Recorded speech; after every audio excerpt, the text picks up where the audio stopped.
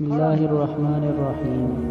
حضرت انس سے روایت ہے کہ آقا صلی اللہ علیہ وسلم نے ارشاد فرمایا کہ جو شخص گھر سے نکلتے وقت یہ دعا پڑھے، بسم اللہ، میں اللہ کا نام لے کر گھر سے نکلتا ہوں اور اللہ پر بھروسہ کرتا ہوں اور معصیت سے پھرنا اور نیکی پر قوت اللہ کی مدد سے مل سکتی ہے، تو اس کو کہہ دیا جاتا ہے کہ تو نے ہدایت پائی اور کفایت کر دیا گیا اور بچا لیا گیا اور شیطان اس سے دور ہٹ جاتا ہے۔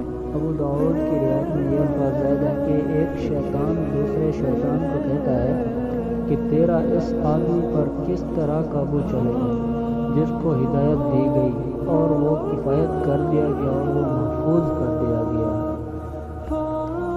اگر ہماری یہ ویڈیو اچھی لگی ہو تو پلیز ہمارے یوٹیوب چینل کو سبسکرائب اور لائک شیئر ضرور کریں۔ شکریہ۔